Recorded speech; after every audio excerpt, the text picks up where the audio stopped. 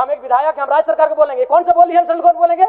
चलिए, हम central government से डिस्कस करने के लिए नहीं आए हैं। हम विधायक, हम राज्य की सरकार से पूछेंगे, माननीय मंत्री जी, हम राज्य सरकार से पूछेंगे, करिए हम लोग को इतना महंगा आवास दीजिए, कर दिए, मेरा ही आवास को पहले नीलाम कर दीजिए। हम गार्जियन हैं, और गार्जियन होकर अगर गार्जियन आपके बच्चे नहीं पढ़ेंगे स्पीकर साहब तो क्या करेंगे? कुछ नहीं, ये बहुत गंभीर विषय है।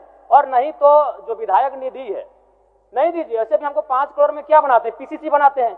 पीसीसी नहीं बनेगा तो हमको कोई फर्क नहीं पड़ेगा, लेकिन अगर 5 साल बच्चे नहीं पढ़ेंगे तो इस राज्य को फर्क पड़ेगा, इस राज्य के भविष्य को फर्क पड़ेगा। इसीलिए आप 5 करोड़ का जो विधायक निधि देते हैं वैसे उससे कुछ काम नहीं होता है। पीसीसी, गली, फाइबर ब्लॉक 200 फीट 250 फीट का काम करते हैं, जो अगर 5 साल 10 साल नहीं होगा तो फर्क नहीं पड़ेगा, लेकिन बच्चे नहीं पढ़ेंगे मंत्री जी, फर्क पड़ेगा, एक जनरेशन में गैप आएगा। तब तक केंद्र का अंश नहीं मिल रहा है, तब तक आप तमाम छात्रों को ब्याज रहित ऋण दे दीजिए। जब अंश आ जाएगा आप काट लीजिएगा। मेरा प्रश्न बड़ा ही गंभीर है। आज पूरे राज्य को पता है कि आज विगत वर्षों से ओबीसी के छात्र छात्राओं को स्कॉलरशिप नहीं मिला है, और इस पर जब भी बातचीत होती है तो विभाग, राज्य सरकार केंद्र को दोष देने का कार्य करती है। तो मैं स्पष्ट जानना चाहता हूं, क्योंकि इन्होंने उत्तर में भी लिखा है कि केंद्र सरकार से राशि प्राप्त होने के उपरांत भुगतान की कार्रवाई की जाएगी। तो मान के चलते हैं अगर केंद्र ने राशि का भुगतान नहीं किया तो आप स्पष्ट शब्दों में कह दीजिए कि ओबीसी छात्र छात्राओं को स्कॉलरशिप नहीं मिलेगा। बस हम इतना जानना चाहते हैं, अगर केंद्र ने राशि का भुगतान नहीं किया तो आप देंगे कि नहीं देंगे, एक लाइन में कह दीजिए।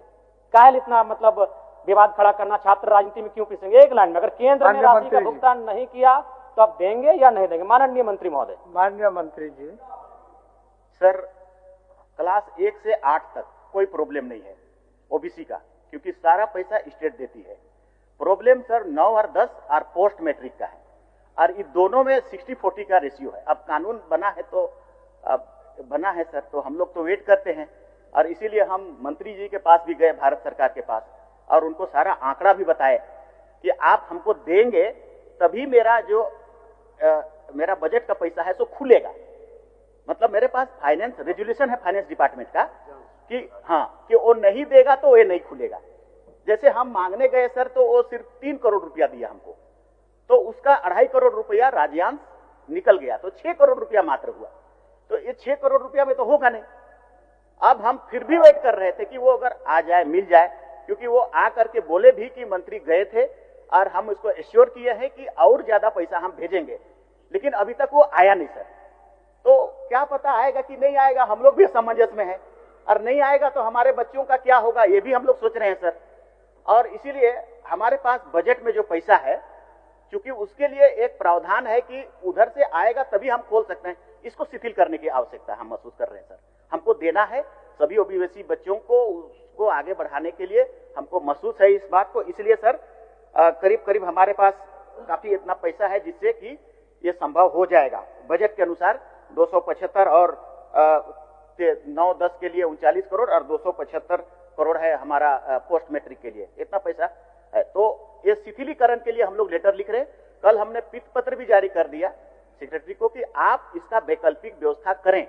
केंद्र नहीं देगा तो उसकी बात है, मत देने दीजिए, हम क्या करेंगे उसको बात बताइए, मेरे पास बजट में है उसको क्लियर करिए। तो हमने लिख दिया है, कुछ दिनों में हम लोग इसका व्यवस्था करेंगे। पिछले कल के अनुसार हम शायद लगता है कि इसको हम लोग ठीक कर लेंगे। चलिए जयराम जी, अच्छा उत्तर हुआ। यानी ठीक है अध्यक्ष महोदय, 1 साल से ज्यादा हो चुका है, तो वही तो हम सही बात। अगर केंद्र नहीं दिया तो क्या आपके पास विकल्प है, क्या तैयारी आपके? नहीं तो जयराम जी सर आप शायद ध्यान से, 1 साल से ज्यादा हो चुका है। नहीं सही बात हो चुका है, सही बात है। केंद्र आपका सवाल को मंत्री जी स्वीकार भी किए और पीठ पत्र भी लिख चुके हैं। ये उत्तर नहीं हुआ।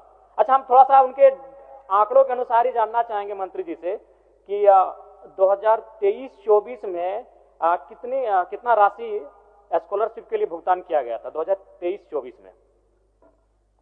माननीय मंत्री जी 2023-24, हालांकि 2023-24 में आप शायद नहीं थे, फिर भी थोड़ा सा जानकारी हासिल करके। सर 23-24 में ठीक है हाँ बोल रहे हैं, ये तो लिखा हुआ 23-24 में 67.88 करोड़ हम लोगों ने डिमांड किया था, उसके बदले में 7.35 आया, केंद्र का हिस्सा इतना ही आया। 24-25 में 66.14 करोड़ रुपया डिमांड किया, 12 ही करोड़ आया। 25-26 में 45.91 करोड़ डिमांड किया, 3.95 ही करोड़ आया। फिर पोस्ट मैट्रिक में भी ऐसे ही हुआ सर, 271 करोड़ रुपया का हम लोग डिमांड किया, 77 करोड़ रुपया मात्र आया 23-24 में।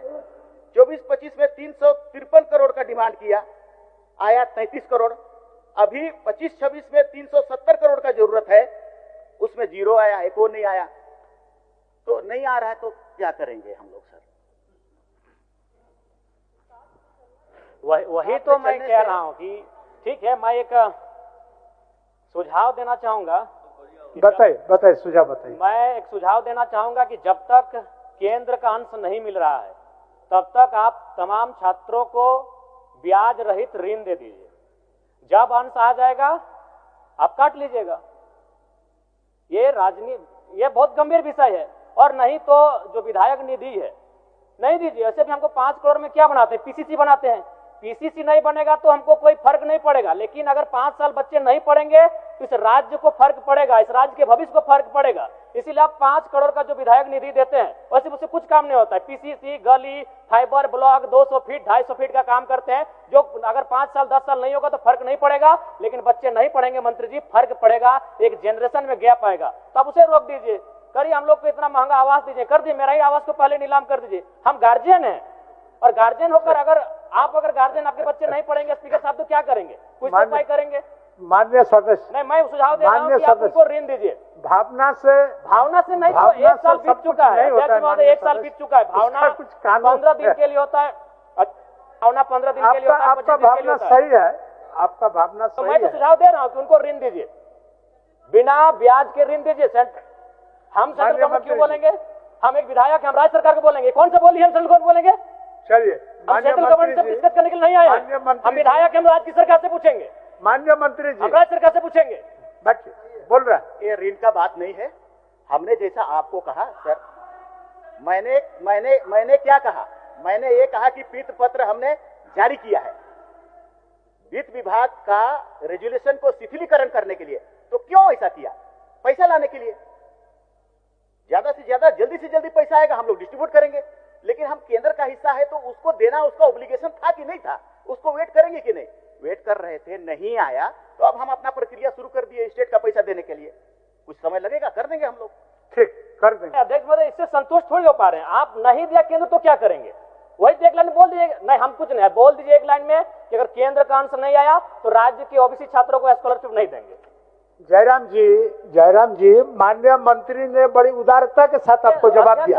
एक मिनट महोदय, आदरणीय मंत्री जी से भी हम कहेंगे 1 साल से ज्यादा हो चुका है। हाँ, ठीक है। विलंब के लिए मंत्री जी को भी दुख है, तकलीफ है, और उन्होंने इसको भुगतान कराने की दिशा में पीत पत्र लिख चुके हैं। एक नियम है, उस नियम को सिर्फ शिथिलीकरण करने के लिए। तो जैसे ही शिथिल हो जाएगा भुगतान करेंगे। बच्चों, हम बोल रहे हैं, तब तक ऋण दे दीजिए ना, बिना ब्याज पर ऋण दे दीजिए। अब माननीय मंत्री जी बताएंगे इनका विकल्प क्या है। माननीय मंत्री देखिए, ये गंभीर विषय है। क्या है? बिना ब्याज पर ऋण दीजिए, और जब केंद्र का अंश आएगा, जब आप स्कॉलरशिप। सर, ऋण एक तो सरकार या विधि या विभाग बैठिए जयराम जी, सिस्टम से चलता है ना सर। अब वो ऋण कहाँ से आएगा? कौन जगह से कौन फंड को हम देंगे ऋण? हमारे पास जो स्कॉलरशिप का चीज है उसी पर हम सॉल्यूशन निकाल सकते हैं। ऋण हम कौन वाला पैसा को देंगे? क्योंकि मेरे पास तो कोई पैसा है नहीं ऋण देने के लिए। इसीलिए इसका सॉल्यूशन यही है जयराम जी, हम लोग जल्दी से जल्दी करें सब मिल करके, और उस पैसा को निकाले जो राज्य के पास है उसको हम लोग दे दें।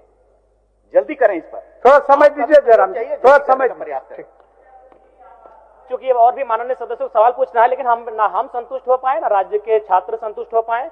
बाकी माननीय मंत्री महोदय, आप लोग क्या कर रहे हैं नहीं कर रहे हैं, लेकिन आपके माननीय सदस्य ने जो कहा कि आप केंद्र से पूछिए, गलत बात है। हम एक विधायक हैं, हम केंद्र से पूछने के लिए नहीं आए हैं, हम राज्य सरकार माननीय मुख्यमंत्री से पूछने आए हैं, हम विभागीय मंत्री से पूछने आए हैं। तो ये आप 2 साल कीजिए, हमारे साथ ये नहीं कर सकते हैं।